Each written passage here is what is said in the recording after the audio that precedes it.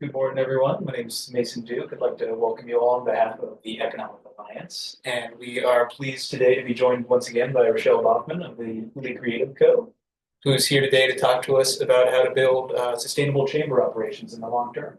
So take it away, Rachelle. Thank you.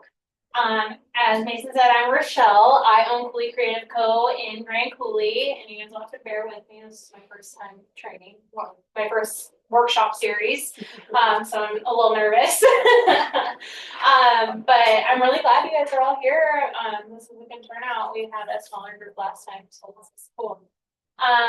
So today I'm going to talk about building sustainable chamber operations. I was the executive director for Grand Coulee Chamber of Commerce for 3 to 4 years, 3 years full time, and then my 4th year I was more of just a consultant until they got some new directors in. My goal for you today is to help some of you, either if you don't already have paid staff, that transition from volunteer to paid staff, some budgeting and funding strategies, and some structuring of your staffing roles, and as well as going over just some legal and media policies, finance and compliance, and then also some just essential chamber policies.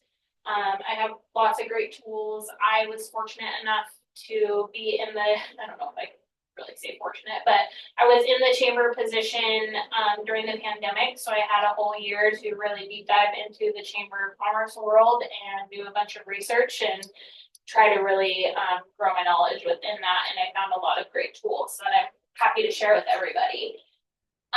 So I kind of just wanted to start off by going around the room and having everybody introduce themselves, and then I would love to hear from you if you have paid staff within your chamber or if it's volunteer. And I also want to ask if you could hand off one thing within your Chamber of Commerce to a paid staff, what would it be? Sorry.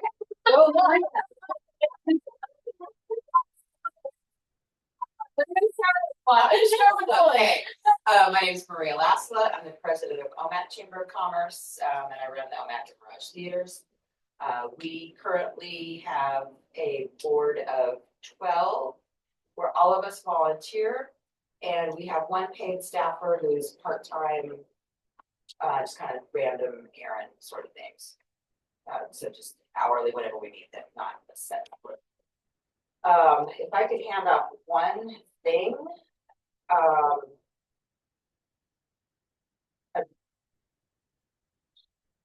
I'd love to have somebody take over the email. Oh yeah, yeah, it's a great answer questions. Yeah, do a lot of the application.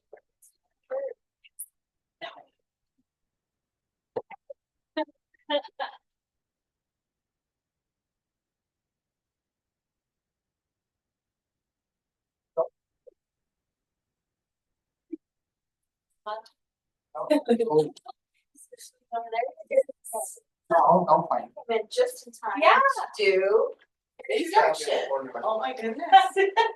Real quick, I'm Rachelle with Coulee Creative. I'm here to talk about building sustainable chamber operations. I'm new to the training and workshop series, so bear with me. But I'm asking everybody to introduce themselves and if they have paid staff within their chamber or they're volunteer. And if you hand off one thing to a paid staff member, what would it be? On the spot, real quick. On the spot. Let's see. My name is Anna Marie Dalby. I am currently the chamber president for Brewster Chamber. And I am also the chair for Economic Alliance this year. I run my own business. I have Keller Williams, the Dalby team in Brewster, and managing broker there. My husband and I also have the DOL. So we do the Department of Licensing and stuff, sub-agency there in Brewster. I have no staff, but I have my lovely, lovely secretary here today from the chamber. We're very small. We're still going to grow. We had some snafu, you would say, past presidencies and stuff. If I had one thing to say to a paid staff member, I probably would have to say,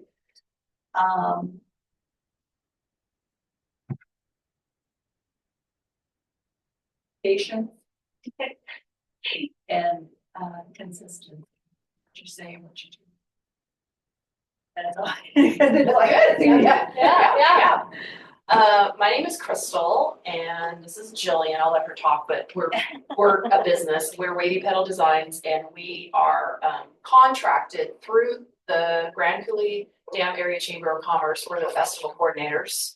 And we are actually successors in training to become the executive director in the fall sometime. So, and our position is kind of unique because we are paid as the festival coordinators. We volunteered all of our time last year and it took our soul. It literally took, we're a very festival heavy town and we're like, oh yeah, we'll do that. That's no problem. And then quickly realized, oh my God, what have we done? Because we also have our own business of e-commerce that's how we pay our bills. And so we were volunteering all our time last year. So we said, we can't do this without getting some sort of compensation. And the chamber agreed. And so they started compensating us. And that's been really helpful, but still running festivals is a lot of work. And then we're also training to be the successor and training for Nancy for the director position. So she's working with us a lot on the policies and the procedures, and we've gone to board meetings and city council meetings and these kind of meetings, just gleaning as much information as we can. Rachelle has been so helpful with us. We have learned so much. I'm sorry, I got to put you on a pedestal for a second. She has really like taken us under her wing. She's like taught us so much about marketing and we work with her closely. She's obviously the marketing guru, but she's taught us so much about marketing and we work with her closely on that. And anytime we have a question about, well, what you guys do for this? What you guys do for that? She's been great. So we're very thankful to have Rachelle. Everybody needs a Rachelle in their life. As far as taking something off our plate, that's rude. I don't know if we have something. I already have 3 paid positions. Yeah. We're very blessed. Yeah, so I don't know. I mean, we would have to ask us again in a year because then we will have things will have to be shifting. We also run the Coulee Collective. It's in our visitor information center. It's a little shop that we have as part of the chamber. The chamber hosts it for us, but it's small artisans, local artisans that bring their handcrafted goods in, and it's very curated. And so we run that too, which is we kind of have a system now where it's very self-sustainable. We have it's easy. But yeah, working with the artists and stuff is very enjoyable to our souls because we're also artists, and so that part of it really makes us happy. That's the happy part of our job.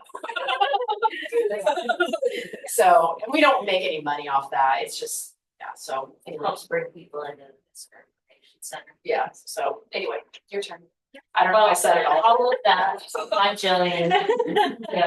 Yeah, all of that. Yeah. Paula Chambers, new to the chamber as a non-designated position. I have 2 businesses presently, kind of a vintage thrift store and then. I'm sorry, a vintage thrift store? Okay, let's just talk about that. I know, okay.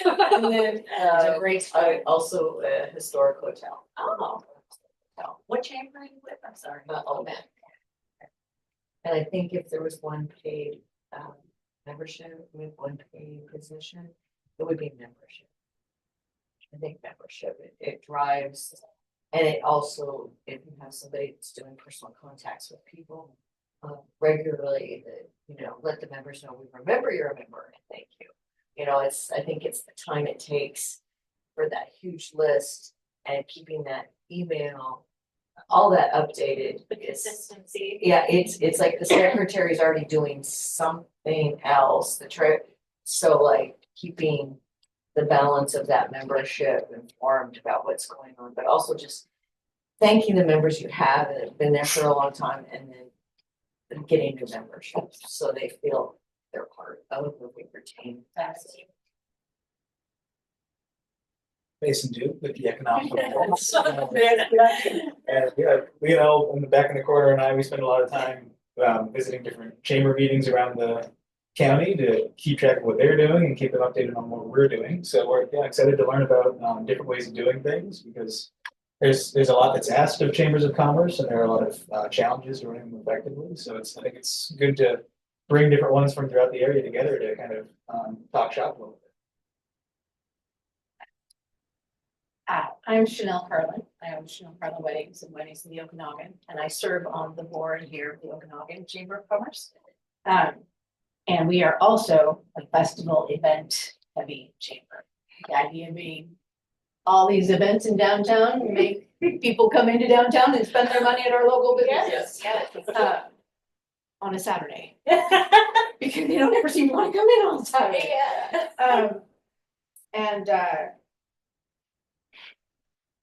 I think and we are literally just now passing off membership to a paid person, which they chose me. Oh. Don't be late to a board meeting. Do not be late. Get voluntold. Yes, but they didn't offer to pay me, which was, you know, Darn it. it's something, it's not much, but it's something. To take care of actually just curating the list initially and doing the basic things because even that's been going by the wayside. So then I can see what else needs to be done from there. But I think you're right, Paula. The membership is the biggest thing. Supporting them, knowing who you have, reaching out to them, supporting them, and then when new members come in, The big question. letting them know What your chamber does. and know you do. And also, we got your application, and thank you so much. We're grateful for you. Hi, my name is Betty, and then I am the new secretary in Brewster. It's my first year, and I think we're all pretty new. So I'm really excited to learn about everyone and how you guys do things because we are trying to grow and just help the businesses in general. Like Anna said, like the previous years, from what it sounds like, wasn't too well. There was a lot of, it's just a big mess, but. Well,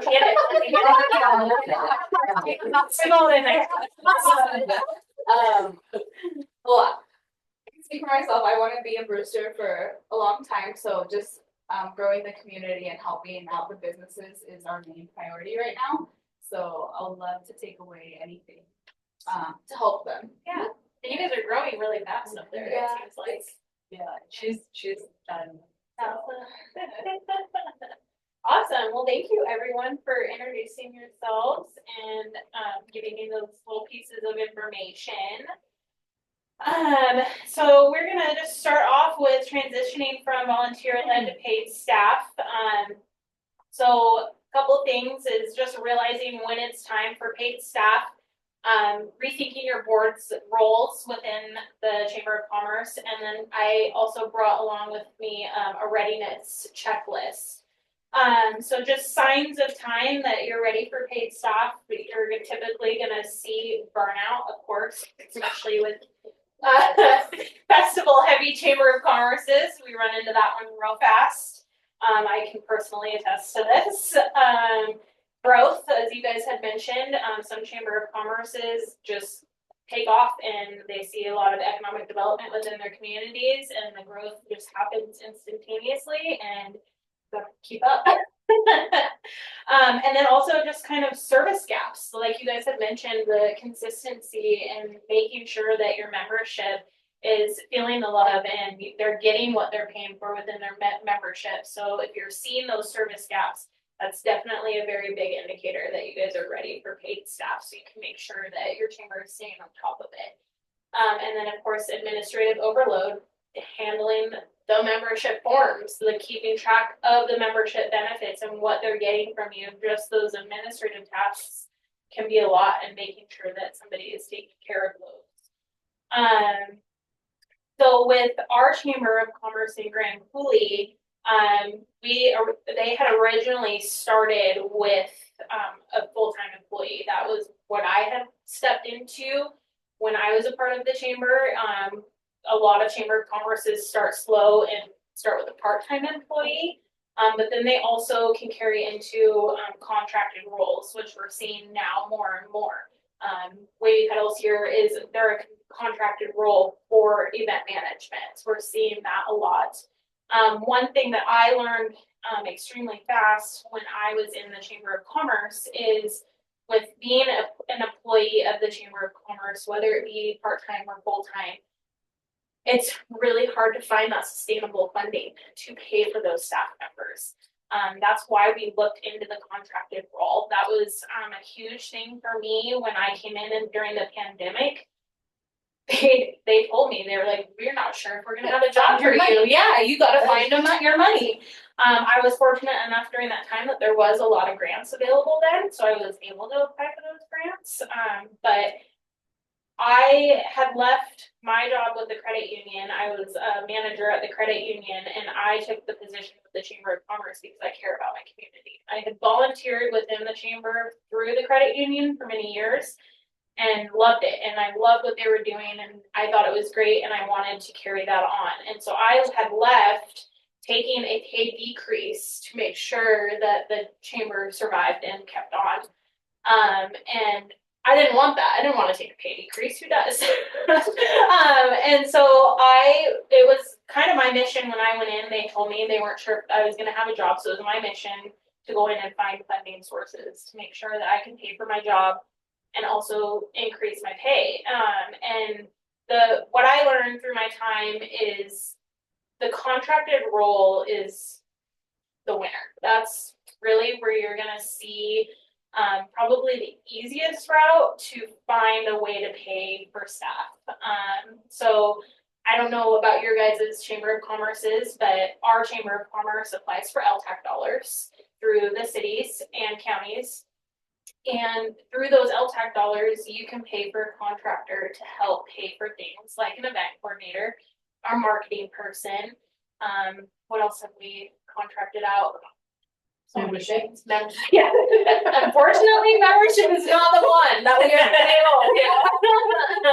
But I don't know if I want to use the word loophole, is you can have a director and pay them through LTAC dollars if they have their own business.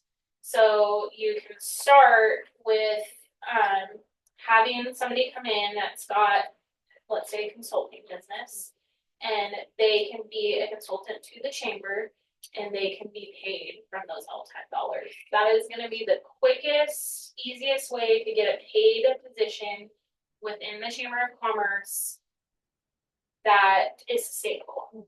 And of course, you have all kinds of other routes that you can find as far as funding. There's grants, there's festivals, as we know. There's also your membership dues, which those are great. Membership dues are, yeah, they're so tiny. That's the struggle, especially in our rural communities. We have just small amounts of businesses, a lot of people within our communities that don't know what a chamber does, and so they don't know what the chamber can offer them and what the point of joining the chamber is. So making sure that you really find your niche and what your chamber is good at and communicating that to your members. That will help grow your membership. Membership is very important because there's no restrictions on it. So if you can grow your membership, you can use those funds for anything. So I highly recommend finding that way to get your paid staff with what you can out of LTAC dollars, but then turning around and having a focus on membership building, because those membership dues are what you can really make your chamber thrive off of, because you're not restricted where you are with LTAC dollars and grants and those things. And then also a very big factor that I have seen in my experience is your board positions. Making sure your board understands their role and how they can help. And I know we all struggle with it because a lot of people haven't been on a board before, so they don't know what to do, or they get confused, lost in communication on what their role is within the board. So I have learned to just really make sure that we have policies in place, making sure they they can see on paper what their role is within the board. That's gonna be the best way for them to understand and be able to help the chamber. We get our board lost, I think. We struggle, I know in our chamber, we struggle a lot with a treasurer. They have no idea what to do or what the day-to-day operations of the chamber are. So my recommendation with that is to have like a checklist and give them like the key points that you're seeing within your finances. Have them try to pull together like a summary of what they're seeing so that they can present. They don't have to know everything, but just having something for them to follow to have an idea is going to be the best way to have an involved treasurer for sure. Do you have, since we have a question, do you have a check? My goal was to start off and get one because we didn't have an SOP or anything like that. And I was trying to put it, but forgive me, life way, still halfway done. It's not Totally there. understand. Yeah. Is it, do you have something that's tailored to chambers? Yeah. Because I was trying to do other businesses and try and limit down to what exactly do we want? Because that's what we're having problem with everybody being new. Not so much a problem, everybody's eager and they want to go, and they want us to grow. But like my last board was, who does what? Yes. Yes. Absolutely. We're convoluted here. It's Yeah. like who's doing what Yeah. and why. So one thing that we have done within our chamber is, especially because ours is event focused, we've had board members take the lead on certain events that they're interested in or certain activities within the chamber that they're interested in. We've had them pick and choose and take the lead. If there's something left over, and some people get voluntold. So you don't believe. Yeah, don't be late.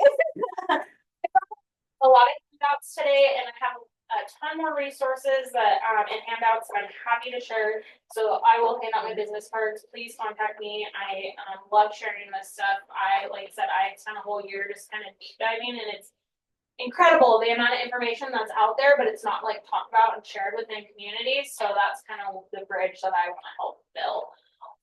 This handout, and I apologize, I don't think I brought enough for everybody. I didn't know how many to expect. I can make copies. Okay, I have 6, but here, I'll give you all of them. Okay. Let me give you Now on the road here. hold on. I'll leave those. Yeah, that's okay. Let me give you your notes. Oh, sorry. Let me mix all my papers. Well, didn't you say also that there's a website? Yes, so my favorite resource right now that I have found is, if you guys are Facebook people, I understand Facebook's not for everybody. But Facebook has a Chamber of Commerce Professionals group. Jillian and Crystal are very familiar with it. There is a file section on this Facebook group that is full of everything you could ever need. Job descriptions, event policies, everything. You just have to search within there. You could get lost for hours, but they've got event ideas, like if you were looking for a new way to, or a new event to bring to your community. They've got that.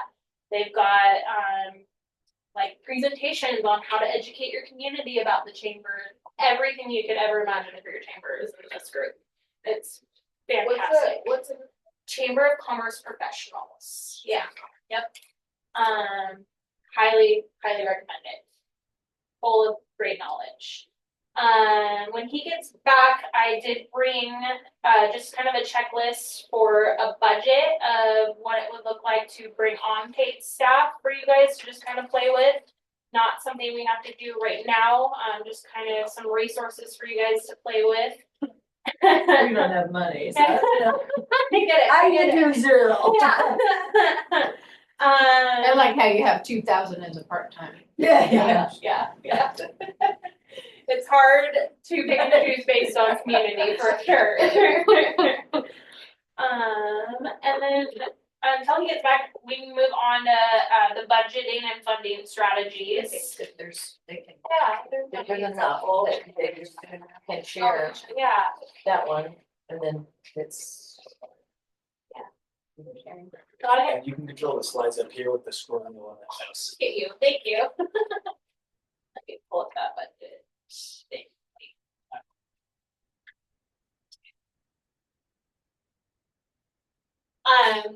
So the staff budgeting worksheet that I handed out is just some ideas of things that I took into consideration when I went from being a paid employee to possibly considering the contract role.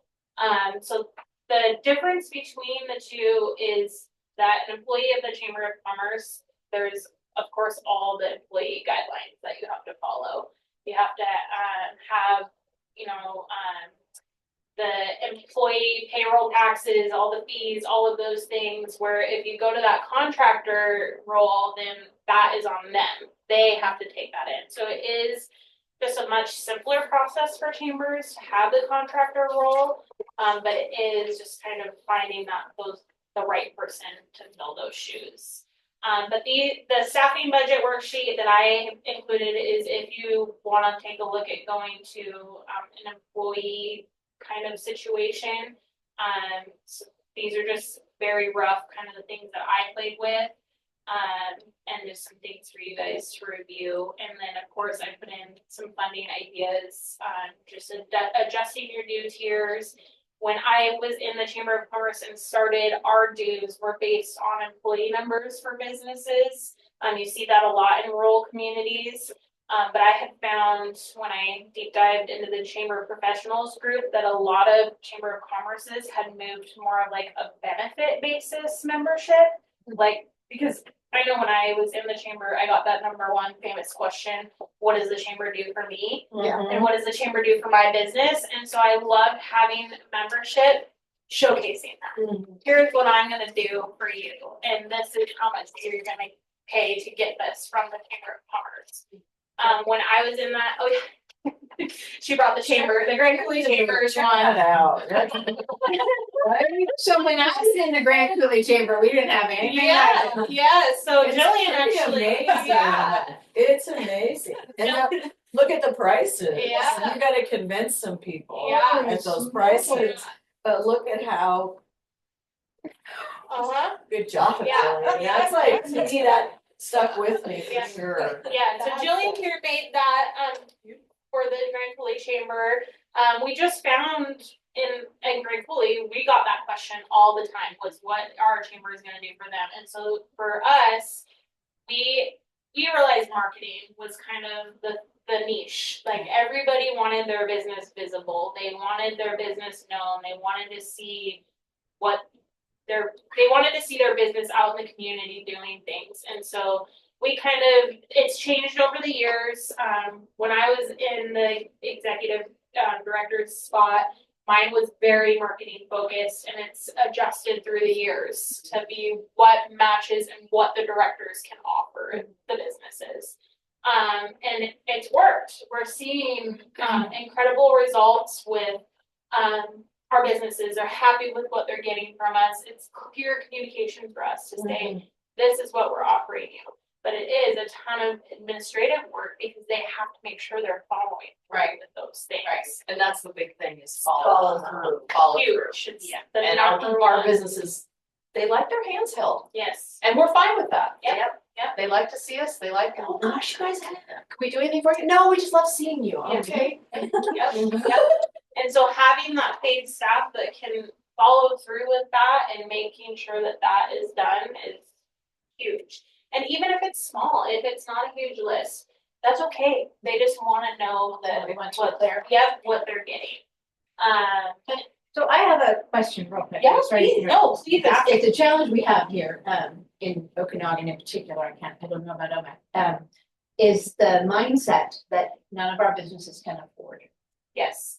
And it's killing, it truly is. I mean, Absolutely. there are some of us who are like beating our heads against the wall, but then there are other members who are like, no, we know they can't afford it. So one thing that we have done to help alleviate that, because we see that in Grand Coulee too, We have found multiple things. We do a quarterly payment option, so they can pay quarterly. We've also, I don't know if you guys are doing it this year or not, we haven't talked about it, but in the past, we have offered an early bird discount where they can renew at the end of summer season when they are heavily cash flowing at the end of their season.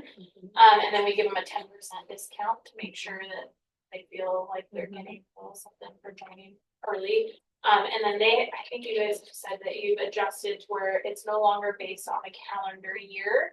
It is on when they join. Because we were seeing when they join on a calendar year, how do we guarantee that they're getting these benefits? If they join, like say we started in January and they join in April. Yeah. We're gonna have to crunch to get these benefits done before the end of the year. So we decided that wasn't worth the struggles, and we'll just do it or they will do it. Sorry guys.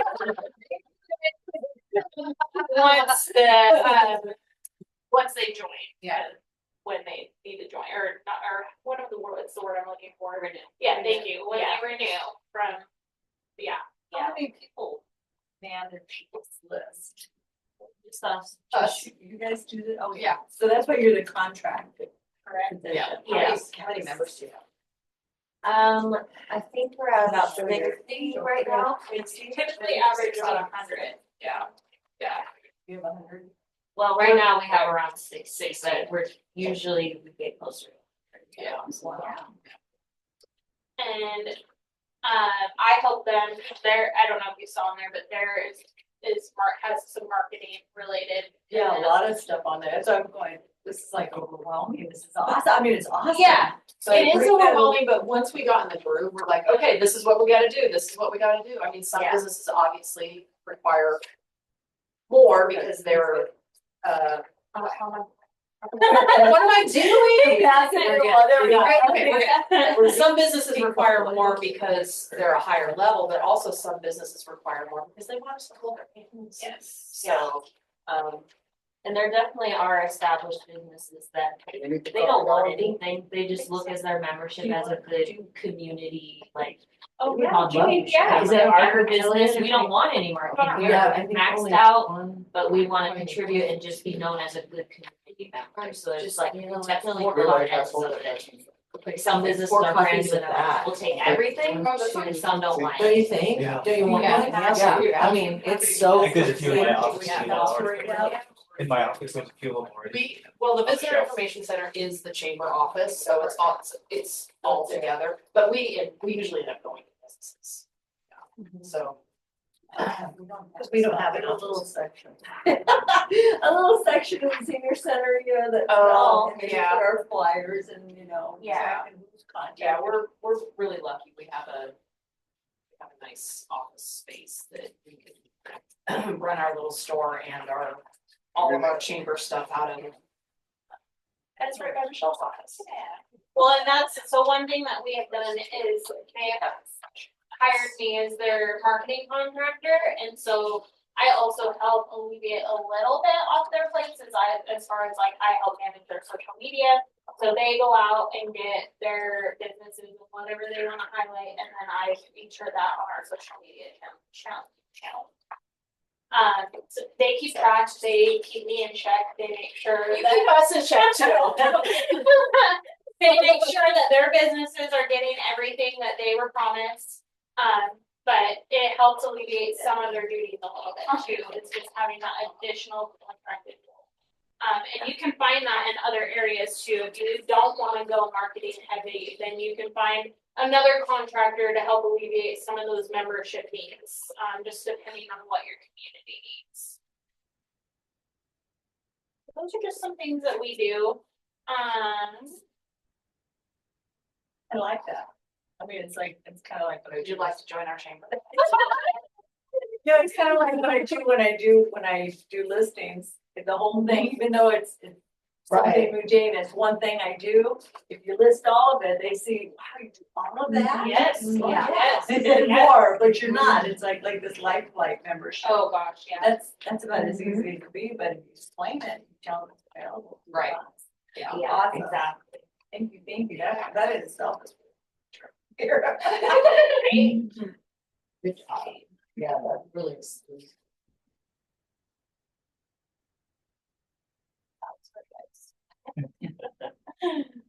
All right, well, we kind of went over this a little bit already with all of this, but budgeting and funding strategies. So adjusted membership dues, that is a huge one. Like I said, just finding your niche within your community, what they need to see from your Chamber of Commerce, and building a membership packet based on what you can offer and what they want to see. Like I said, you can deep dive in that Chamber Professionals group, and there's so many ideas of different member benefits that you can offer your community. Yeah, it's wonderful. You will find a lot of great ideas through that. Another great funding strategy is sponsorships or partnerships. A lot of the reason why we see these event-heavy Chamber of Commerces, but you don't have to do huge events to get these event sponsorships or partnerships. We see a lot like Moses Lake Chamber of Commerce. They're a lot larger as far as population-wise and businesses, but they host like a golf scramble, and they have sponsorships based on each hole, and they make a ton of money just doing a golf scramble. It's a much smaller event to host and a huge revenue stream for them. So just getting creative in the events that you are putting on and different sponsorship like ideas within that event. It could be something as small as like a stage sponsor, a musician sponsor, just have them sponsor every little thing. Like we one year did a TikTok challenge for the younger demographics within our community. Have them be a TikTok sponsor. You don't have to pay anything to be on TikTok, but it's a fun event for the kids. People like the shout out on TikTok. It's a younger demographic than some businesses typically see. It's a great way to get their eyes on them. Just getting very creative in your sponsorships. Jillian also put together a really great sponsorship packet as well for the Grand Coulee Chamber. It's on our website if you guys ever want to take a look. But it's like a newsletter sponsorship is one of them, and it's just an email newsletter, and we put their logo somewhere. Where do we put their logo? Yep, yeah, At the bottom. at the bottom. Thank you. And it costs us nothing, but they get visibility and you get some income. So it's a great option. We had somebody sponsor Colorado, and literally it was $100. They gave us $100, and literally all we did was thank you, Wheatland Bank, for sponsoring Colorado. Yeah. That was Couple it. shout outs. Yeah, twice. Yeah. Yeah. Yeah, don't overthink it. Like Yeah. they want It's like paid advertising. it is. Yeah, It's like, it's done. Yeah. Okay, yeah. they want the recognition, but they also want to help their community. So keep the sponsorship as simple as you can for yourselves, but just make sure the sponsor is seen. Well, like we've asked for sponsors and I think I don't know if it was P1FC or SGCU. They wanted a whole biography of why they was doing the money. Those are hard ones. Is that what, Yes. okay, we're like, it's for the kids, Yes. or it's for, Yes. yeah, The bank we're ones not, are hard. yeah, the bank ones are hard. Yeah, I can't tell you how many times we've gotten turned down by STCU for smaller things. Yeah, Yeah. Wheatland Bank is actually pretty easy. Yeah, they are. They're Okay, great. Yeah, great. but STCU is difficult. Yeah. Maryville are, Two words there, treasurers, yeah. who works there. Those ones are definitely hard. We have seen they for sure want the visibility. They want to be seen and heard and all the things. So we're really just making sure you have a marketing plan for them. Banners, announcements, their logo on things, just very, very visible if you are going for the big like things that have the formal processes and all the things. It was like. Yeah. What? I know. What do you need from me? Another thing too is just partnerships. Say you're hosting an event and you need a space. Maybe they can't help financially, but asking them to use their space for free. It is just very much getting creative and just finding the right way to ask. We do a lot of collaborations within the community. One thing that I think that the chamber is doing really well right now in Grand Coulee is they have collaborated with the local photographer. The photographer comes to the events. We do pay him, but it is at a much discounted rate. He gets a whole gallery put up on his website, and our community gets to go to his website and they can buy photos of the event off of his website. So he may not be making money off of us, but he's making money in that aspect. So just finding kind of those little things that maybe you can pay a little less, but they can find a way to make money. It's all beneficial. It's just getting really creative. And then of course event profits. It's getting harder and harder. Yeah, what's that? I don't know. We're not seeing it as much anymore as we used to. It's a struggle. Unfortunately, things are just costing so much money to events, especially, are just costing so much money to put on. We used to have a carnival that came to our Colorama festival, and our town is devastated that they're not coming anymore. They just don't want to drive through to our area. They don't want to pay their staff to come to our area. They don't want to pay the insurance. There's Carnivals are really hit right now too. I mean, Davis shows all those carnivals are like almost moving into the non-existent. exactly. Basically, Yeah. it's an industry that it's driving theaters. It's like, it's an industry that has probably seen its day. Yes. Yeah. You know, the liability and then the availability of employees. Yeah. So it's not even just they don't want to come to the area, but Absolutely. you have fewer yes. to choose from, Exactly. and they are being more selective Yeah. because they can bear. Most of them really are having a hard time being in business. Oh, absolutely. Again, those were like first and single generational businesses that have Yeah. like. Well, and if we could actually get someone to come to our community and agree to the insurance portion, we would have to charge so much per child Yeah. to participate, to basically break even.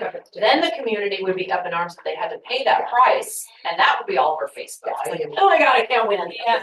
Oh, you can't. The OMAC, because Davis, I don't know if Davis retired or just they Yeah, they don't Davis come is- to the Stampede anymore. Yep. And is that what you used to help you? Okay. Yeah, and so now we have another group that comes in, but they're more expensive, they have fewer rides, and people are up in arms like it was their constitutional right to a carnival. And it's like, Well, Davis and whoa. Meeker were the two Northwest biggest carnivals, and both of those are definitely, again, the adult, parent, child, and it's not gonna go to that third generation, and nobody else is picking it up. We Circus has been really good for us. The we really circus. like the The circus circus as is well. good. Yeah. Yeah, we're seeing insurance is just killing us for events. It's insane. Just our beer garden, like to get a beer garden is $1,000 for one day. Like it's insane. Yeah, your profit. I know. Yeah, There you go. they're Your profit, taking it. exactly. Yeah. So finding event profits is getting extremely hard. And I have, as with my experience over the years, I was in the Chamber of Commerce position, like I said, for a few years, and I burned out real fast on events. And now more and more as I've stepped back and watched, I still am just seeing these events just struggling. And I personally have encouraged our chamber to move away from events. It is really hard for our community to do because it has been like Colorama 68 years. Yeah, years and years. They do not like change, but it is hard and we're not seeing the return on investment anymore. Your chamber puts on Colorama? Uh-huh. Oh, And okay. Festival of America. And Festival of America. They put on- Oh, I don't know what that is. 4th of July. Big Oh, 4th of July, yeah. 4th of July, Yeah. and we do Friday markets, and we do a spring market. Okay. Our, We have OMAC Stampede, Yeah. we have a separate group that handles the rodeo, so that's different. it is. So that's what I have encouraged. They have not made any decisions, but in my experience with Colorama, because I ran it for 3 years, and what I'm seeing now and seeing the industry trends, I think our rodeo should also take on Colorama, and it should be very rodeo focused. We also used to have the chamber at one point was putting on 13 events a year. And when I was in there, and one of the events was a triple fish challenge tournament on Banks Lake. We actually encouraged another organization to take that on and host that themselves. And so now they run that event. I think that is working a lot better, is finding your festival that really fits with your chamber and what your chamber can manage. I think our niche in Grand Coulee is Festival of America. We bring in so much tourism with that event. Our hotels book out there because we have this grand firework display off the top of the dam, and it's And we have big. the laser show. Yep, it's a big old deal. I know, it's like a laser show. And it is really what the chamber does and focuses on is tourism, and so that to me, in my opinion, not on them, it is what they should focus on. Is just one event that really does bring in revenue and does, or at least accomplishes the mission within that chamber. Just reducing the events, not as many, but doing one really, really well. I think you're going to see way more success and way more return in investment and much less burnout on one event that is done really well, or smaller events. Like they put on Friday markets, which are great and they're hard, but they're not as hard as Colorado or Festival of America or Coulee Kids Fest. It's a smaller event. Our businesses are very involved, a lot easier, but they're done really well. Just focusing in and making sure you're getting a profit out of your event is huge. Yeah, it's just a very strange idea around here. I know, it's hard. That unicorn must exist. It does, and it's so hard to, and I know personally, because went through it, it's hard to get your community to embrace that change, but sometimes those leaps are just leaps you have. It's so hard. And then the other thing is grant opportunities. It is a weird time in our world. Like I said, when I was in there during COVID, there were so many grants and so many opportunities.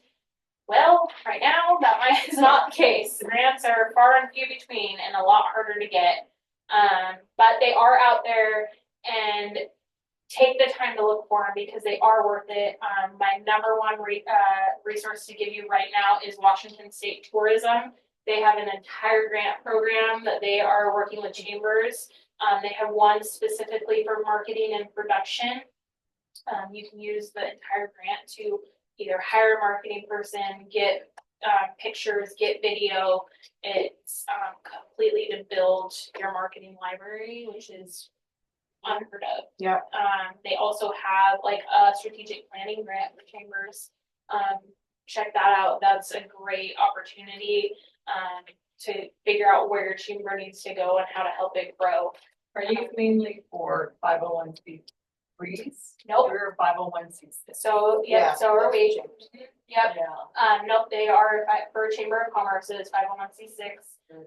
Another option for you all is when I was digging through the Chamber of Professionals group, I found that a lot of Chamber of Commerce's started a 501c3 linked to their 501c6. They call them the Chamber Foundation. So you start a separate nonprofit and you bring in your sponsorships and donations through that 501c3, and then you pay the Chamber of Commerce. So then your businesses get the tax write-off that they are looking for, so then you can help support your Chamber of Commerce. It is quite a long process. It took us a lot longer than it should have because we had some changeover, but it took us about 2 years to get the 501c3 started because you have to go through all the nonprofit steps, but it is doable and it's manageable. We haven't used it as much as we hope to use it, maybe one day, but it is there for us as a resource now. We use LegalZoom to start it. I don't know if that's how they finished it. I was gone by the time it got Oh, finished. yeah, Yeah. it was done. It was done, but Wow. that is an option. We don't have an attorney in the Grand Coulee area, so we unfortunately don't have that, resource of Wait, that. We have about 15 right Oh, here. beautiful. Just gonna ask. You don't have a single attorney in the Wouldn't that be a Grand Coulee tax- area. Would that be a tax person, a tax attorney that's gonna wanna do that versus just somebody who's doing? Well, I don't know that that's I mean, Bess does that, Ted does that. Best do it? Mhm. Oh, And so does awesome. Ted Reinbold. So tap into those attorneys. They're really, I mean, they're very knowledgeable. Yes. I mean, they do it for everyone Yep, around here. yep. But you also do with legal Zoom. Did it with legal Zoom. Yeah. It was, with the Chambers Foundation, there was packages you can pick, and we picked the most expensive because we wanted to make sure it was done well, and we wanted it to go fast. It didn't end up going fast, just on our end, not anything legal Zoom did.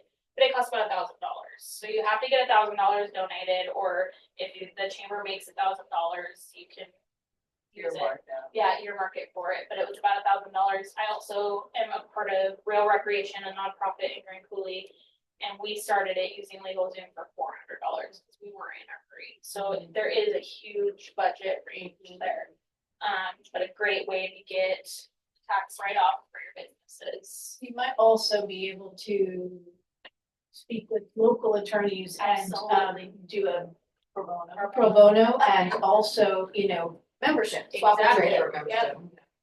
Get them on your board. Do it. Yeah, that's unfortunately just one service in Grand Coulee we do not have. Interesting. Yeah. I can't even believe that's I know. amazing. Right? Isn't it weird? Yeah, the rest of us are like, oh, we got like. Yeah, there's no shortage here. No. Interesting walk around the street process. I mean, it's such a beautiful area. It is. To find someone like that, the kids are out of school. It's such a beautiful area. There's no courthouse, right? That's not the county courthouse, is in Douglas County or. Well, or- we're on the arms. We've Yeah. got 4 counties, and now we have a courthouse in Ephrata, the courthouse here. I don't know where Lincoln or Douglas is. Waterville. That's county seat. Yeah, there. So yeah, we're about an hour to any courthouse from Grand Coulee. Yeah. Yeah, it's just some options for you guys for funding strategies. Again, just to recap, grow your membership, sponsorships, get your niche in your events, and get some profit off those events, and then grants, search for those grants. A lot of community foundations locally, we have Columbia Basin Foundation, North Central Washington Foundation, there's lots of grants there. Yeah, Community Foundation Yeah. here. get to make friends, get to know everybody. They'll help you. That's a good way to get grants. And then if you do get the 501c3 started, donations, just ask people for donations. We've had in the past, friends of the chamber, just ask friends to donate. And we have individuals that want to be involved in the community, don't own a business, and they want to help in some way.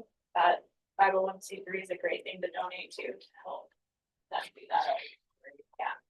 So the 501c3, I've always heard, that's like a giant project. So now you're saying, okay, it's $1,000 basically. And then, but what about, is there like admin nightmare? I mean. Not nightmare, no. So what you can do is if you use LegalZoom, I don't know about the attorneys, but if you use LegalZoom, they'll help you form your bylaws. They'll help you form the articles of incorporation. They just ask you a bunch of questions, you input all that stuff. You can use the same board, and then you just have your chamber director handle the admin side of it. If you have a bunch of money coming through it, you definitely want to have a separate bank account, but you just have your directors oversee the foundation. And then there's the annual reporting. Yep. It's the same thing on everything else. Yeah. Right. So it's not a huge administrative burden is what I was. No, other than just finances, keep track of finances as far as balancing and making sure everything's kosher. The hardest step would be just. And then you could go mirroring what else is going. And like I said, that Chamber of Professionals group, tons of stuff in there about it. Yeah, they talk about it all the time. They have have recommendations on what they do, all kinds of stuff on there. Excuse me, go back to the grants, Washington State Tourism. Yep, Washington State, or I think State of Washington, SWT, they're after that. Or SWT. State of Washington. Dot, .com. .com. They've got a mailing list you can sign up for that keeps you appraised of their different webinars and grant opportunities. Yeah, they have lots of trainings as well, which is really nice. Yeah, they're doing a lot of things in the area, which is really great. We personally got their marketing grant through the Coulee Chamber. I've also gotten it for the Not Real Recreation nonprofit that I'm a part of, and I've also gotten it for another client of mine. So it's not a huge challenge. It's not WST.com. Sorry. Because that's available. You said SWT. SWT is coming up as W Technology. Maybe it's State of Washington Tourism. Yeah, thanks, State of Washington. Just put State of Washington. Might be. Oh, it is spelled out. No, it's stateofwatourism.com. State, okay, no spaces. Nope, no spaces. One.com. Yeah. Sorry to interrupt you. No, absolutely, please, it's what I'm here for. Well, it's kind of like if you don't do it right now. Yes, like, you'll forget later about You're gonna it. get back, you Yeah, know, what's so you the get- definition? Business is knocking, right? If you want. State of I didn't know Washington. they were only going for 501c3s, but if you had a C3 to go from the chamber, I didn't know. It's like, oh, I tried this. And then within the handout, or let me get back. Yes. What else we got here? Okay, so structuring roles for maximum impact within your chamber. Some starting roles that you could have within your chamber. Of course, we talked about admin support, event coordination, member services, and marketing. Those are the biggest roles that we see within the chamber. Making sure you have those that help with event coordination, that help with the member services and consistency. If your community needs it, the marketing support, and then just admin support as far as doing the books with the 501c3. What else, guys? Maintaining a website.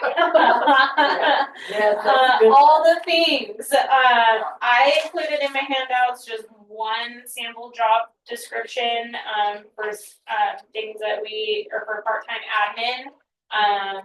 This is just one thing that I have used, but in that Chamber of Professionals group, there is so many sample job descriptions as far for marketing roles, for member service roles, for event coordination roles. So if you need a sample job description, if you need help knowing what you're looking for, that's a great place to start. Again, back to the employees versus contractors. It really just kind of depends on each of your chambers and what your needs are and what you're looking for, but really making sure, I think the benefit of the chamber is it's just a very flexible job. It's definitely, you've got to be self-motivated and willing to get out there. So you can definitely do like hybrid staffing. You can have an employee, but then also have a contractor. You could have your admin employee and then contract for marketing, or an admin employee contract for event coordination. You can do both. It doesn't have to be one or the other. Just evaluate your needs for your chamber. But also, I have seen a ton in the Chamber of Commerce world that when hiring an employee or a contractor, for whatever reason, people fixate on hours. Well, as we all know in the chamber world, hours don't quite equate. It's a nonstop role. I mean, there's always something to do. There's always a need, and it's a lot of hats that you have to wear within the chamber world. So don't focus on hours. Focus on the skills that you need within your chamber. No, I'm just laughing. What are your little props? Oh, yeah. The 3 things that new staffer would take off. Yeah. What are they? So I know within our chamber, obviously the first three things that we took off was marketing, event coordination, and our bookkeeping. We contracted out a bookkeeper. That was something that really nobody wanted to tackle too much. So we have a local bookkeeper. We're very lucky that the bookkeeper is in our building. So she got brought on. She helps keep track of our books. She meets with them every month, or maybe more. I'm not sure. Like I said, we struggle with a treasurer. We'd love to have a treasurer included in on that. We definitely could. It's a great, just quick, something that was taking our directors lots of time to go through our books and figure out. It took a huge thing off of their plate. And so that's the three things I think that we got contracted out rather quickly. Because they are the big skills that are hard to find and hard to come by for one person. So yeah, just matching the skills to your chamber and what you need and finding ways to get those out. And you could even find a bookkeeper willing to do it pro bono if you ask the right person. Well, or maybe a partnership or an event sponsorship or trade or something. Let's see. And then what else do I have? So did you still maintain a treasurer position? We have one. But it's like, yeah, so somebody has it on, but they receive the information, or if somebody needs to hand somebody a check, or if somebody has a question, they can talk to the treasurer, but basically all that goes back to the bookkeeper. Yeah, our situation is not ideal right now. My recommendation would be, we have a bookkeeper. We hope that eventually we'll have a treasurer, and our directors will all meet with the bookkeeper together and go over it and ask all the questions that are needed to present to the board, so the rest of the board knows what's happening. And then it could be like, depending on your chamber's policies, but like some chambers I've seen have dual signing, so, or they have a purchase limit, so the directors can buy up to a certain amount. If it goes above that amount, then the treasurer needs to step in and sign off on that check. That could also go to a bookkeeper if you needed it. I've seen bookkeepers be the treasurer for the board, so it's kind of however you tweak it. It's the way. Yeah, the way we solve that is, we have because the treasurer is like the most difficult. It is, to fill. yeah. So, we had, actually two board members raised their hand and said, we'll do it, but we don't know anything about QuickBooks, etc. So we went with the local bookkeeper and said, hey, we're going to pay you to train them to get them to stuff. And then we wanted to keep you sort of on a retainer, right? So that whenever they have questions, they can talk to you and you just send us a bill. Perfect. So that works for us. Yeah, that's great. Yeah. However, you have to bill it for your chamber, really. Luckily, we have a bookkeeper, so hopefully you don't have a bookkeeper. You guys got lucky and had two people wanting to do it. We don't have anybody there. That's what I thought was, okay, let's hire a bookkeeper. And then we have to go, well, we can share this. So beautiful. And I'm like, okay, Yeah, love it. Yeah, it always depends on the circumstances for sure.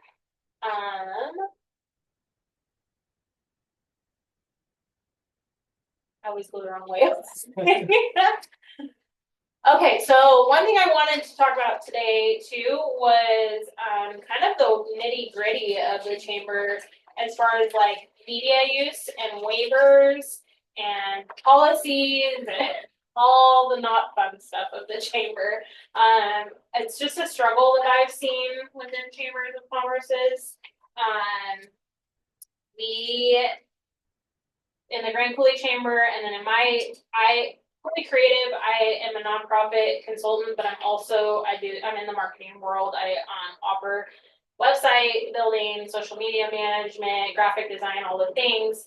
And so I am very much in the photography and videography world. And right now, our chamber, like I had mentioned before, we're working with a photographer to capture our events and really bring photos to our community. And our community seems to be loving it, because all of us live in such a beautiful area, and people love those pictures, especially them out and about doing things. And we really ran into the issue of like, okay, but are we allowed to do this? Like, are we allowed to have pictures of people? What are the rules on this? And so, just knowing what you're allowed to do and what you're not allowed to do, as far as photos and media waivers, quick rule off the top of your head to have: if it's public space, a waiver is not needed. Private spaces, it is needed. For Okanagan Days, which happens on the street out here. Public, you're good. Okay. Our parade down our Midway Ave, public, not a problem. So with my other nonprofit, Real Recreation, that I'm a part of, we do, they are the ones that took over the Triple Fish Challenge, and we host that on Banks Lake at Coulee Playland, and Coulee Playland kind of falls in that, like, we're not sure if it's public or private because it's private campground, but it's like anybody can come and use. So we played it safe, and we actually ended up making all of our attendees sign a waiver as they came to the event. Tried to. These two snuck through. For a year. Yes, correct. Yes. Yeah.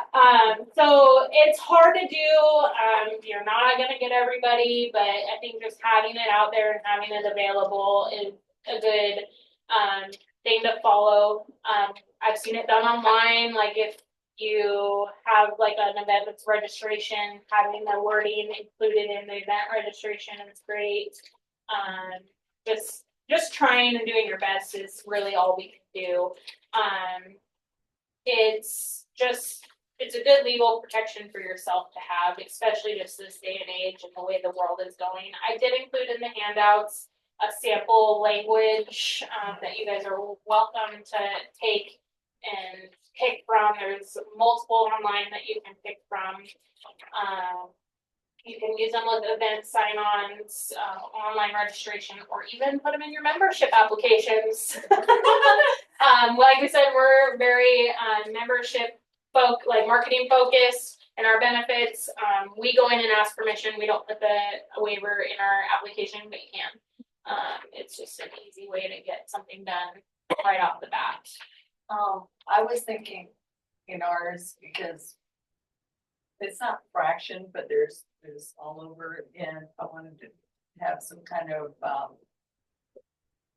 community page on our chamber. So if you have something interesting that's gone on, or you have a picture of, you want a bragging rights, somebody brought in a fish or whatever, can you open to receiving that and not have to have this if they supply it to you, or? As long as they give you permission to use it, you can use it. Okay, so they send it in and we ask, do you have a special moment or a picture or something that you'd like to share with the community? Just send it out. Yeah. In our chamber. Yeah, so one thing that we did that was really great, that helped us build a picture library for the community, is we did a photo contest. I was just thinking that.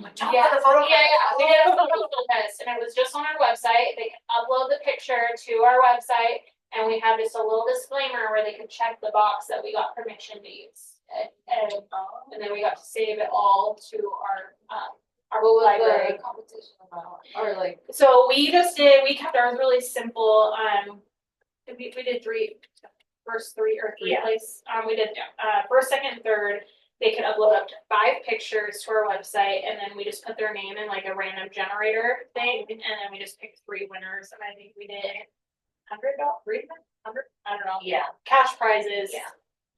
And what did we get, like 200 to 300 pictures? Yeah. From that. It was awesome. And now we're using those pictures for all kinds of things. We use them for our flyers, we use them for marketing, we we have a nice library. we do.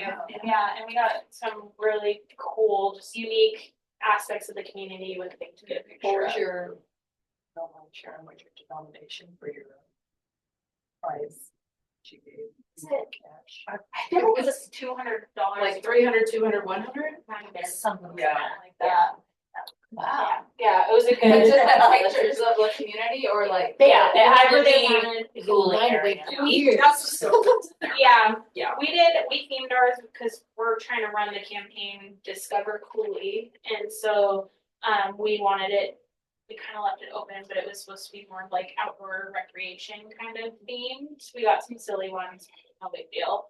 And we ran it for a whole year. I think it was a whole year. And people forget that they actually check that box. No, you got it. Oh, well, we shared a photograph and somebody said, how'd you get my photograph? Oh, my God. And Rochelle's like, you checked the box. Oh, yeah, that's right. And you check it out, Yeah. but I can't. That's really cute though, because they can go back to the website and see like. Oh, that's. Just have to get the website right. Yeah. Yes. Yes. I know somebody that can help you. Yeah, serious. Yeah, so definitely utilize your website. We have our membership application on our website. We have our membership benefits on our website. We, like she had mentioned, we have to hold our community's hand.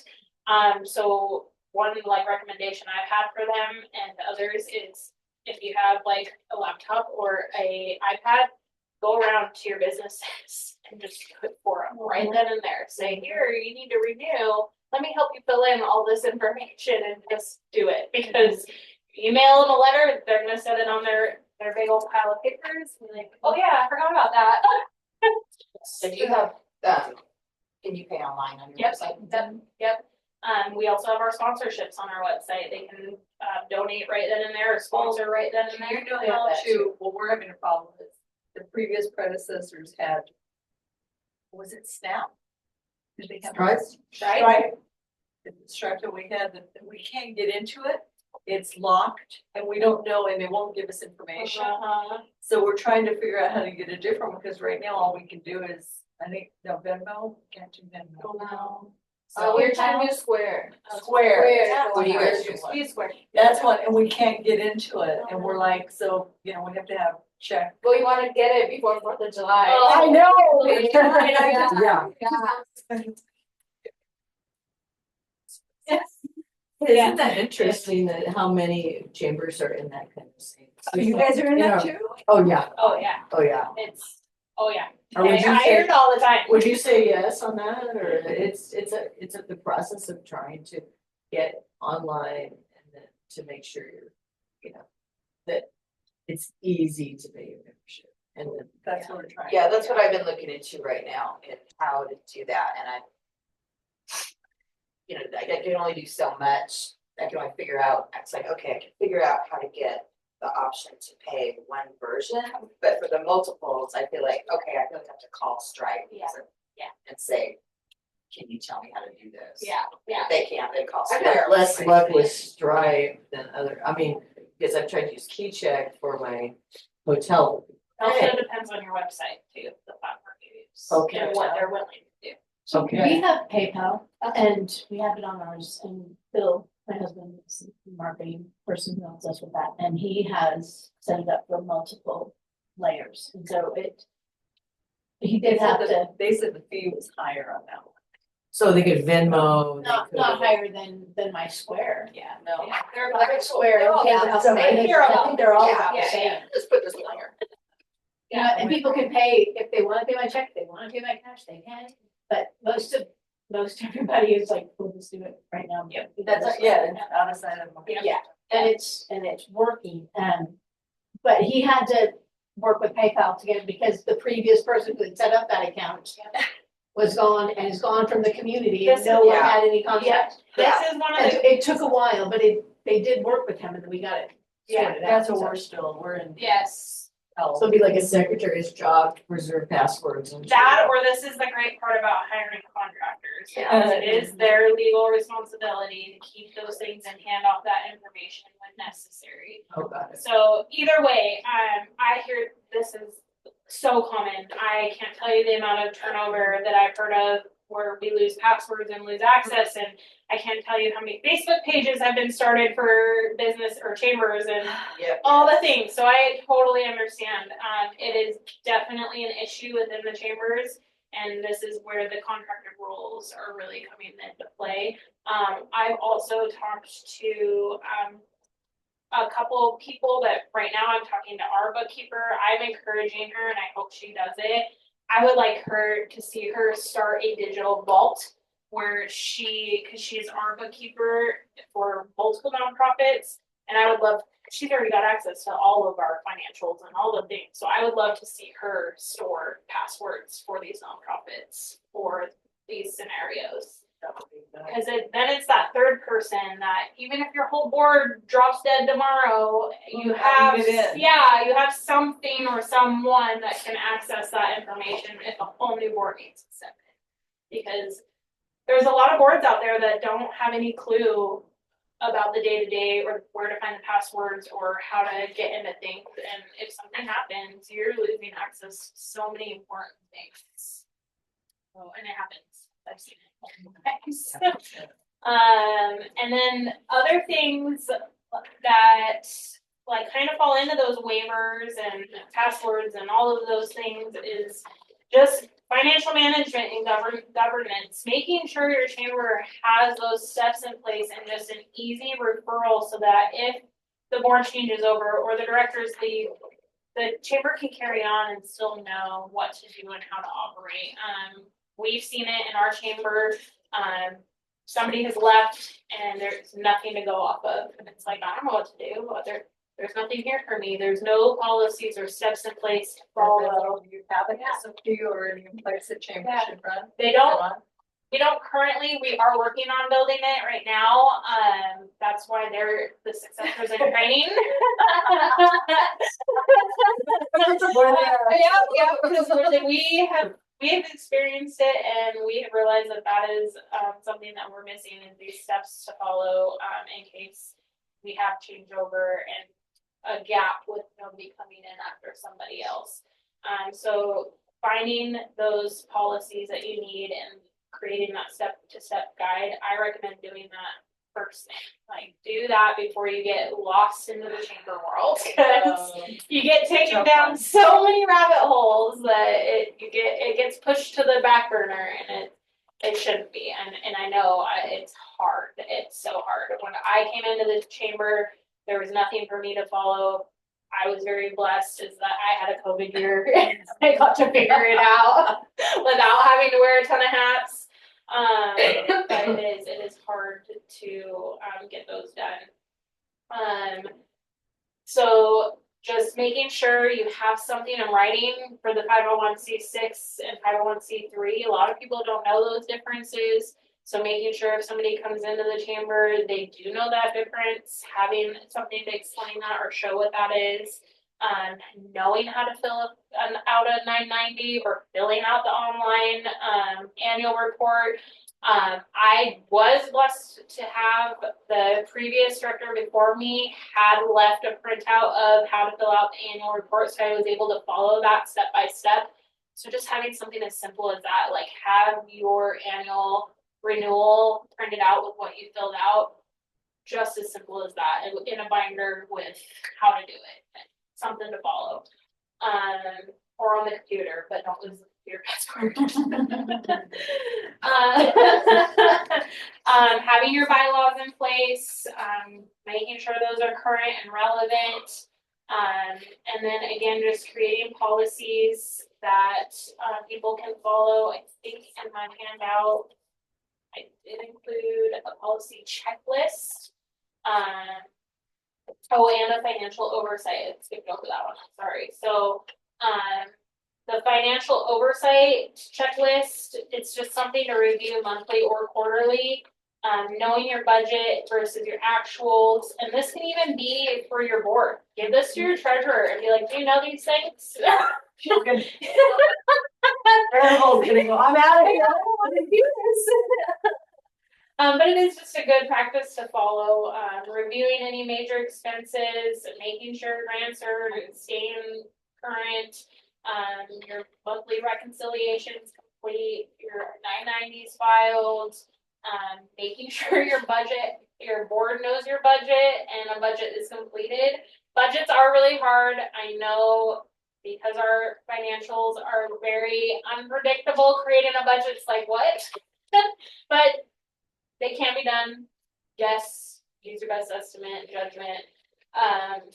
just having something, you don't have to stick to your budget, but having something that you're trying to abide by is a good procedure to have. And then, like I mentioned, having dual signers on the bank account and clear reimbursement processes, those are all things that I've seen that haven't been done or not been done well and run into issues. So, you don't want that. But looking at the tip of the end, it says, ask the treasurer for the one-page summary for each board meeting. What information do you put on that board meeting?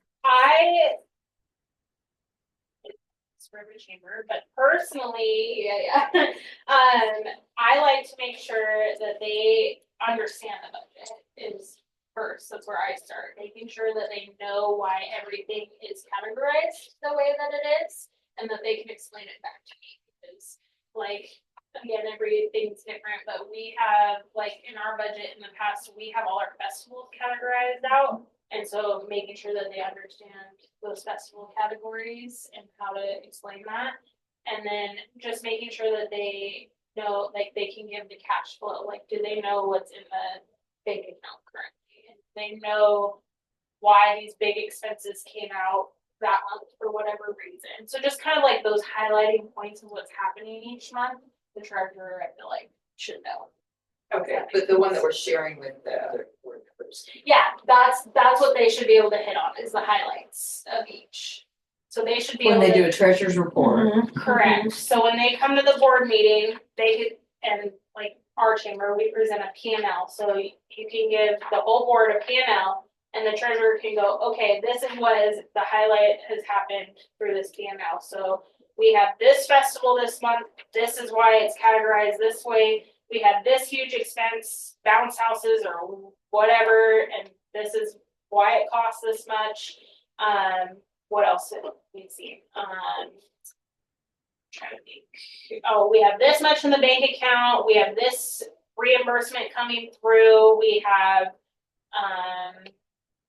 this expense that we're expecting to come out. I don't know. Those kinds of highlights that you experience each month. Those are the one-page summary that your treasurer should be able to be like, this is what you need to know this month. And the bookkeeper can just generate that off. That too, yeah. Yep. Or QuickBooks. Yeah. So that's what I recommend.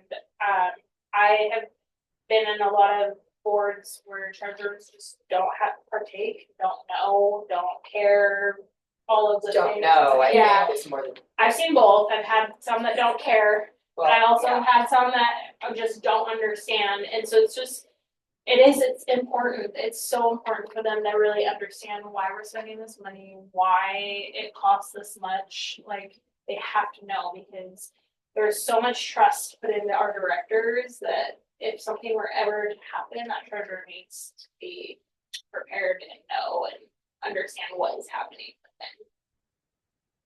Oh, and then on the policy checklist, these are just all things that I've run into that I feel like questions that we thought in our situations that have happened and that we'd like to see, or that we just don't have answers for people. A conflict of interest. So one of the big things that we see within our board is, like, I don't sit on the chamber board anymore, but I was sitting on the chamber board, and I was also the marketing person. And so having a policy in place, making sure that that's not a conflict of interest, that it's okay that I sit on the board, but also be their marketing person, and also have the knowledge of the past director. We've also had in our chamber, we've had family members be on the board, and so making sure that you have a policy in place for those situations. We have had mother-daughter.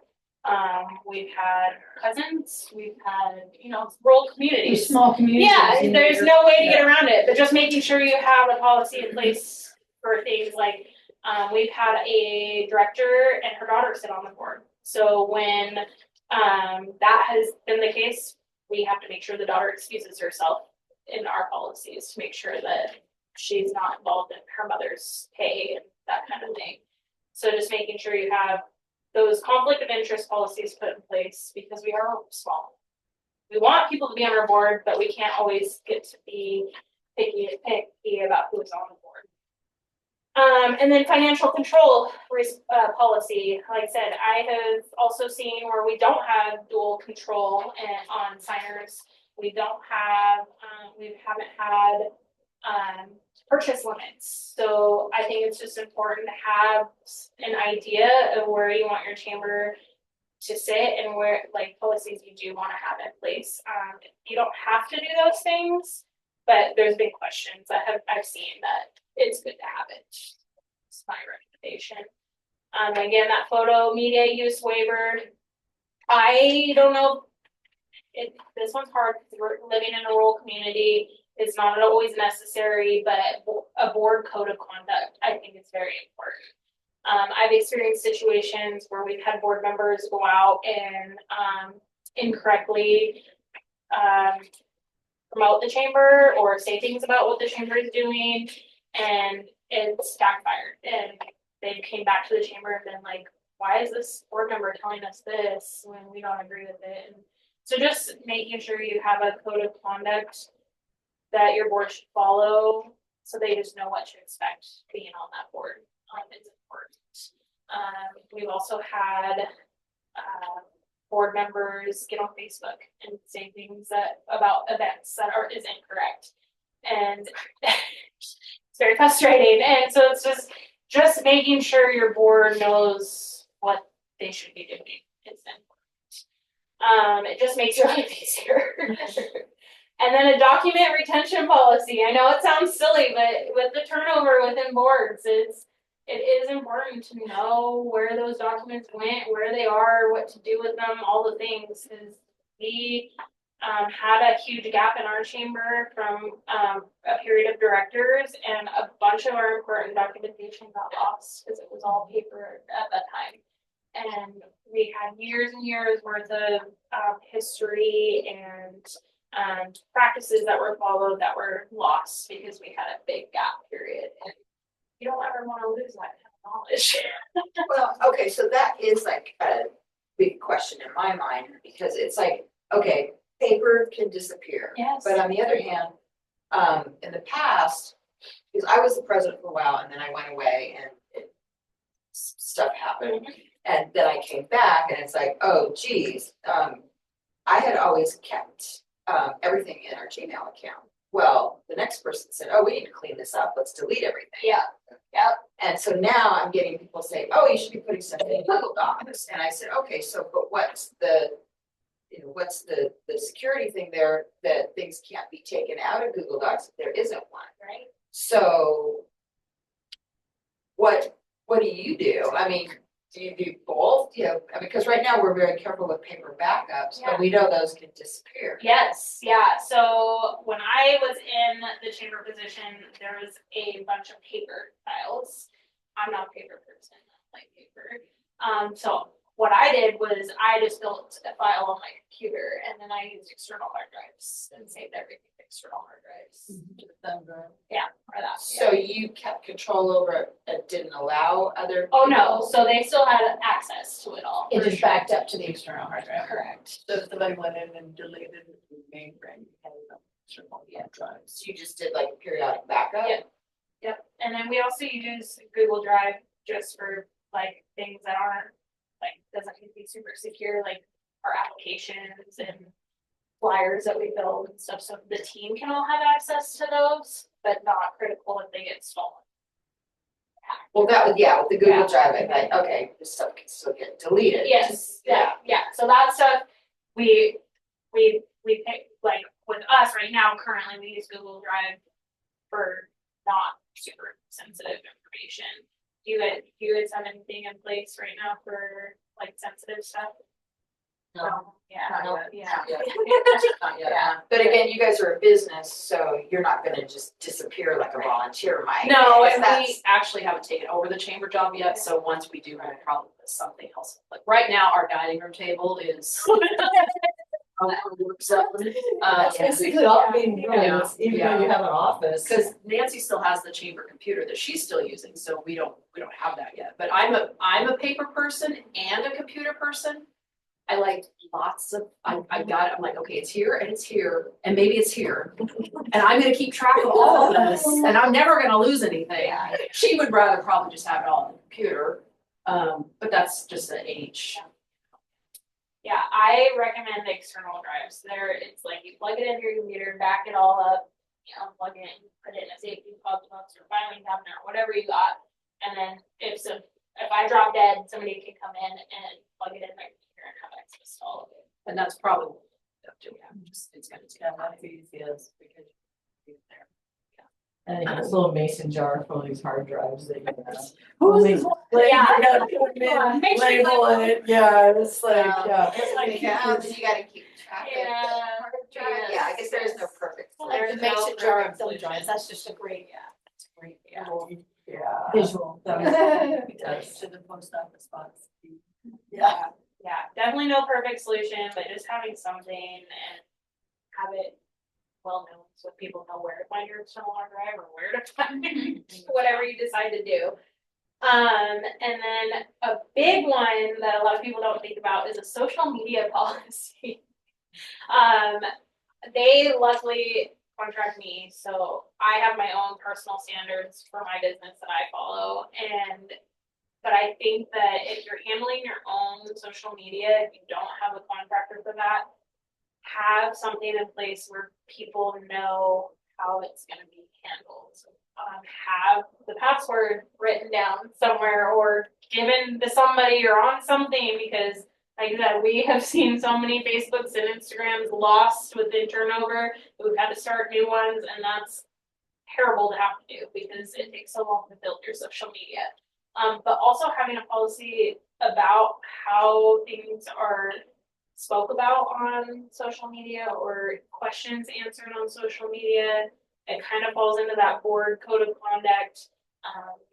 You don't want your board members getting on social media and answering questions wrong or incorrectly or inappropriately.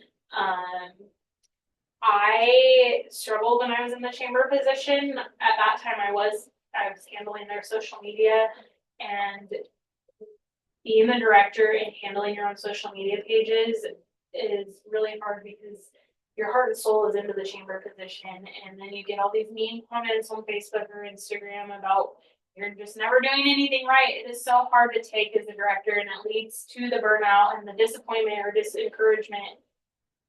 Use AI. Let me tell you. I know everybody's on the fence about AI, but when you can step back and not have to put your heart into your responses, and it can be very non-biased, use it. Use AI to answer all of the questions because it will handle it professionally and correctly, and it will take the heart out of it for you, and it will save your employees or volunteers or whoever, and it's well put together.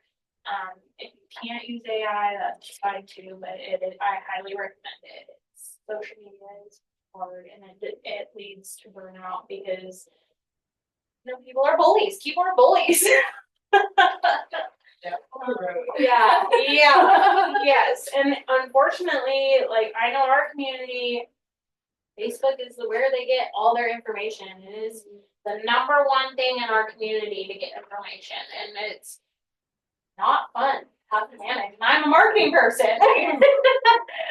So it gets really discouraging because people don't mind putting their opinion on there, and they don't care who they hurt, and they don't care how much work you put into your event or how much work you put into the chamber. So having either somebody who can take it off your hands or AI answer it, or just have a standard thing in place of how you're going to respond to things or how your board is going to respond to things just really helps alleviate a lot of problems. Would you at that point you be able to help diverse what emails that come through and have AI do nice, polite, give them their steps? Because right now we don't have. Yes. Yeah. It helps. Sure, one of the ways that people that don't win. Yes, absolutely. Yeah, that's it. Yeah, it's definitely people practicing. It becomes a pattern, I think, in our lives. Since they do it with businesses too. Oh, Right, yeah. yeah, I get it it's for the theaters, I get it for chamber, I'm like, right. And I get people just walking in my office and it's on Main Street. You know those trees over there? Oh, gosh. Those trees Oh, well, have to yeah. be taken care of. And I don't know why the chamber's not taking, I go, one, we're not, we're, Oh, yeah. we're not the and the city, well, the city doesn't do anything either. I think, well, it's a state highway, And, you know, and let me tell you. Yeah, people are not, they're of the mindset that the chamber does everything Or for they- everybody. or this is what the chamber does, or, No, I'm talking like not do anything. Yeah. It's just my party. the businesses that we don't do anything for the business, but the common people, we do everything for them. So it's just like this weird, I'm like, I don't know your It's business. okay, It is, I know, yeah, chambers are in that, you know, like the community doesn't understand the difference between a chamber and a city responsibility. yes, And even a chamber doesn't understand, the difference your either. members don't understand a city responsibility versus a state versus just, you know, their own personal responsibility and the limits of your city. Yeah. And then their ingrained perception of their obligations. Yeah. You know, it's quite the walk. Yeah, we advise people to go to city council meetings. We have Oh, yeah. four towns that are like within like hopping distance. Yeah, 4 towns that we are the chamber for, but the population's what, 4,000 for all of them? Yeah, maybe. Yeah, yeah, so everybody there's all these, well, what about Grand Coulee, what about Electric City, what about Coulee? Go to their city council meetings. You will learn a plethora of information from those city council meetings. We have learned so much in the past couple months from those city council meetings. It's like, oh, okay. And then the next thing, we talked about it, insurance is just killing everybody.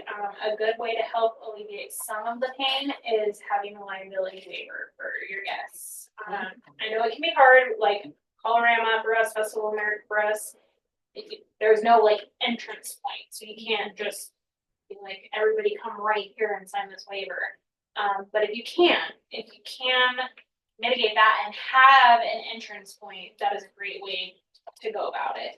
You put on your ticket sales. Yes, yeah, if you do ticket Especially sales for sure. Online ticket sales. Yep. But Yeah, you can't call them, they just come. yeah, and get yeah, tickets. no, no. But any way that you can sneak a waiver in there, do it. It'll help. It's not fun for the guests, but they'll get over it. Yeah, we had a really long line because we had waivers from the bounce houses this year, but we didn't hear any complaints about having to sign it, so. Everybody is I learning. mean, you still have bouncy houses? Oh, yeah. I think those are like not even allowed in Omac. They're not allowed in Rooster. Yeah, We're getting there. Yep, probably close. We're getting there. We get them and then they have to add us to their insurance. Right. Because our insurance is like, oh. Yeah, Yeah. and every year it's a fight. Yeah, Like but just- we've got it like specified that bouncy houses are not On our- allowed in. Oh, actually in the city? Yeah. Oh, For the wow. events, Oh. Yeah. because our insurance is just, I know ours, same broken up is terrible. They have been able to find if the bouncy house people put the chamber in the city on the company's insurance, they were able to do it and then they got waivers. But then you could also, to help alleviate some of the pain of the insurance costs, get a bouncy house sponsor. Find a business that wants to sponsor it. Hey.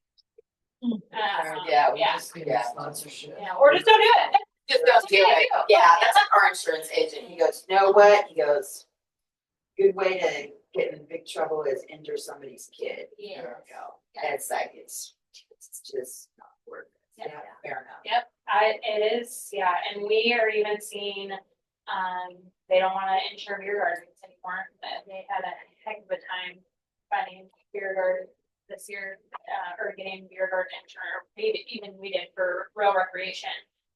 Getting beer garden insurance is hard, and that is our moneymaker in our community, is our beer garden. Sure. Not proud of, but it is. One thing that we have done, in the past is we have hired a company to come in and serve at the beer garden, which has helped alleviate. That's what Stampede does. They have like Yes. private Yep. and- bartender service, whatever it does. Yeah, so that has helped alleviate insurance, depending on the insurance companies. Insurance is, it's getting to be a hard one to tackle for sure. We just let the doghouse have the beer there. Beautiful. Yep, that's another collaboration. Yep, get the bars to do it. You guys have had High Dam in the past kind of collaborate a little bit. Last year, Yeah. not this year. Yeah, at Colorado. So definitely find a way to collaborate and make a business take on that responsibility and cost. Yeah, we just give them the whole thing. Yep. Yep. You get all the profit? Yeah, They're happy. Yep, yeah, so, I mean, it's getting harder and harder. And then, of course, the normal one to have is an anti-harassment statement.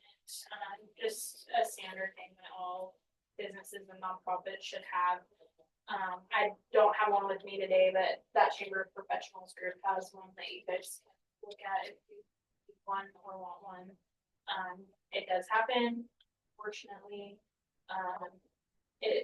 I have seen that the Chamber of Commerce world is a woman dominant industry. So unfortunately harassment is seen a lot. So having just something in place in case, worst case scenario is always good. And then what else do I have? Female centered. Yes. Rather than women dominated. I was trying to think of like the Yeah. word, yeah, dominant sometimes. It's like. And yeah, just to wrap it up, put together a job description, have a budget template, and waiver language, a policy kit. If you need to steal it from other chambers, it's totally okay. Number one resource I can give you guys today is that Chamber of Professionals group. You'll be amazed at the amount of information you'll find in there. And you can get some ideas and pick through and recreate to benefit your chamber.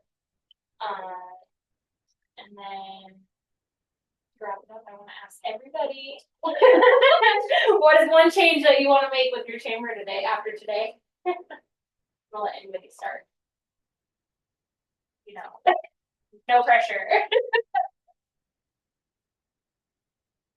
I think I can't make changes as a board member, but I can make suggestions. One you would like to see. Oh, okay. Well, I think that, from my perspective, just actually looking at the membership benefits and maybe suggesting different ways of charging fees. Not based on the number of employees, because most of our businesses are very, very small. We have a couple that are really large, but most are very small. Yes. So our dues are always capped. Yeah. They're always limited. They're really number. Yeah, and there's no way to show what you're doing for them. Right. For that. Right. They don't see, I mean, we do the same thing for everybody. Exactly. Everybody gets the same benefits. It's not always one size fits all. Right. So that's what I'll suggest. I think a change that would be good, that I would like to see is the job description. I mean, probably not getting paid for it, but like at least knowing everyone's role would be a good. That was one that when I had stepped into the chamber, it was important for me. Yeah, I started, like I said, it's in its infancy, and I was like, oh. And we it's so thought, hard. the meeting, I was like, okay, who's doing Yeah, that? it's so hard. Yeah. Yeah. It just, it's. You gotta wear so many hats, so how do you describe one person with so many hats? Well, no, just how to put it, because I'm trying to take it from something else that is a chamber or trying to relate who does what. And you've got the president, vice president, secretary, treasurer, and we have our directors. And it's like, well, we need another director because we sometimes don't have a quorum. So how do you not, and we can't enforce things or do things, we don't have a quorum. And then we have one who wants to take on everything. And it's like, no, you're gonna be burnt out because then I can't get a hold of you and I don't know what the heck's going on. Yeah, I can. And at the end of the year, it was like, yeah, he's laughing, he knows who I'm talking about. So we're just trying, and getting all of this, that's why it was really important to thank Ben, and I hope, did we ever have another one on Zoom? Somebody was gonna be on Zoom, did you ever check? No, not on Zoom, no. Not on Zoom, okay. But it's being recorded, so. Okay, good. It's just how we put things and let everything go. I think it's recorded last one, right? Yeah, the last one was recorded. Oh, that's And I'm sure you go to chambers. Yeah, so- absolutely. Wait, what you're going to ask me since January? Yeah, he says, oh, we have somebody, I go, great, bring them But she's so. February. I am hard to get a hold of. in. It's like, it's okay, me, I'm here. Yeah. No, thank you very much. It was very. I am happy to help. I will give you guys my business cards, but please, if you have any questions or want any resources, give me a call or email me. I am hard to get a hold of on the phone, but I am really good about checking my email. I know. I travel a lot. I do a lot in Grant County, so, like I said, I'm hard to get a hold of, but email, I'm really quick to get. Yeah. Bend your ear. Want to be that bridge for these chambers, because I know how lonely it can feel, and it can be just hard. You don't know what the other communities are doing, and there's a lot of resources out there. Is there a universal meeting of the mind, so to speak, a mastermind of all chambers in our vicinity? Would you like to start? Do it. I recommend. Do a regional chamber meeting. I mean, I think with that, there doesn't exist, I take it right now. Not here, there's one in Grant County. Yeah. Oh, there is? What do they do, Facebook page or? No, they, meet once. Oh, they have physical. Yeah, they do. Quarterly. Yeah. And then travel from each town, like, Yeah. Which- in their area. I do know they struggle. You did have the option of just doing like a social media page or group. I would never join that. Yeah, I have so many. exactly. Yeah, Yeah. it's just the Yeah. thought of it's like, Yeah, oh, or a come on. Zoom call, How do you type all that out? right? Yeah. So yeah, there's lots of options. Already meet once a month or quarterly or. I know. Yeah, right. Quarterly or semi? Yeah, there you go. But it's great to get with other chambers and pick each other's brains. I think that's why that Chamber of Professionals group is so popular and doing really well, because it's all these chamber individuals that have came together and it's like, what are we doing? Yeah, it's a lot of advice, but also a lot of like, please just listen to me because you guys get it. Yeah, very much. I don't get on it as much now, especially because it is a lot of like advice and like back and forth, but I do get in there all the time to search through their files. Their files is a huge resource, big time. They should be a chamber library. Do they have events and stuff on their little taskbar up there, events and policies? Yep. or whatever? They do, I never got to attend one, but they hold an annual conference. For Chamber of Commerce. Frank? Yep, Frank is the leader. Yep. I think, I'm not sure what his job title, I think he might be a consultant for chambers, but he's the one that started it all. He does offer a marketing package for Chamber of Commerce's where you just like buy a bundle and you download the files and you customize it to your chamber, which is a really good resource too. Very expensive. No, it's very affordable. Yeah. I don't remember the price though. No. I would say probably Very reasonable for you, huh? in the hundreds, maybe. Yeah. So it's somewhat affordable. So, I'm sorry, where's this paid thing that's inside this Facebook group? Yeah, so Frank is the one who started the Facebook group, and it's his marketing bundle, and it's like in the about section, and it's a website, and you can What's his download name? it. Frank Kenny. Kenny. Yeah, and once you join the group, I think he adds your email like to the email list, and then you'll get like emails with random chamber information. That might be better than reinventing the wheel. Absolutely, don't Yes. reinvent the wheel. I'm kind of like, oh. Well, and like with our memberships, like we took what we already had and then we took like lots of other chambers and then like picked and choose like what we were hearing in our community. Like we didn't just like come up with all of that. Like we took from lots of resources of like, what are other people doing? What's Yeah. successful? That's good. It shows people are going, what do you do? The number one question. Yeah. Will this list be comfortable with making a copy Oh, I think. of name and phone number and email, or Is that okay with everybody? Yeah. I think it's like sometimes you go back trying to remember names or remember a phone person. Remember the Business art stuff too.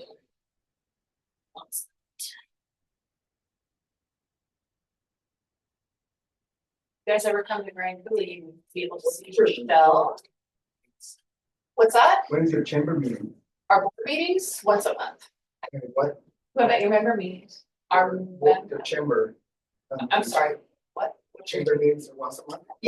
Our board meetings once a month. We don't have member meetings right now. Yeah. Oh, when is it? Can we?